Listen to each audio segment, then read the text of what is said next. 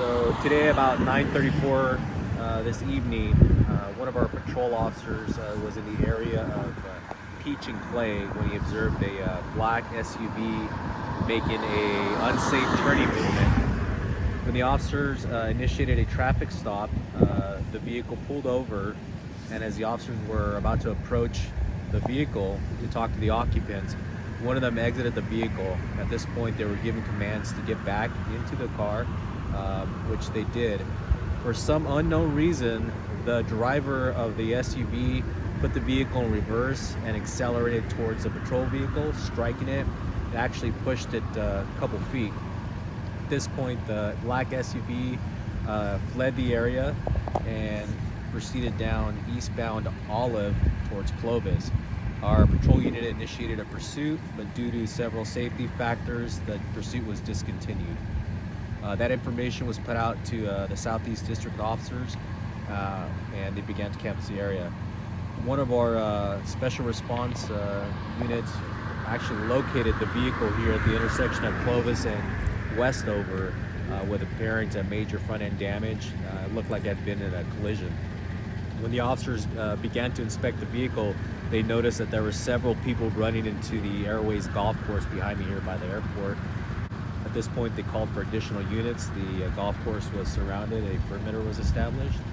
With the assistance of the Sheriff's Department helicopter, officers were able to locate all the occupants of the vehicle, which included 3 female juvenile passengers, 1 male driver who is a juvenile, and another male passenger who is an adult.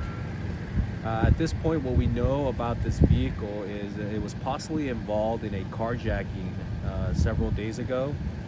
We haven't been able to confirm that information because our victim in this incident is an out-of-town resident. So I know right now our street violence detectives are trying to get a hold of that victim. So the vehicle will be impounded for evidence, and detectives will be following up on that information.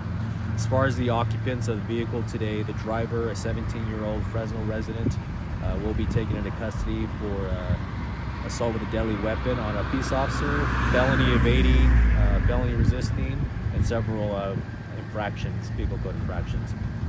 The other male adult, that's 19 years of age, he will be arrested for resisting arrest, misdemeanor, and booked into the Fresno County Jail. This search took approximately 2.5 hours. As you can tell, obviously searching a golf course really does make things difficult, and it's very dark out here. But like I said, the assistance of the Sheriff's Department helicopter were actually able to locate the 2 male suspects quite quickly.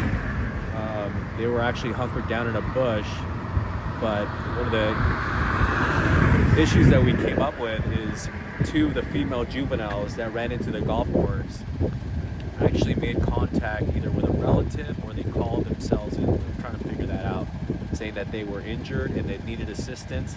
I imagine they were scared because they're in obviously a dark golf course, trying to figure out what's going on. And then based on the damage on the vehicle, we did suspect that the occupants of the vehicle could be injured. So even though we had a location for the 2 male suspects, what we wanted to do is take the females out of the golf course safely.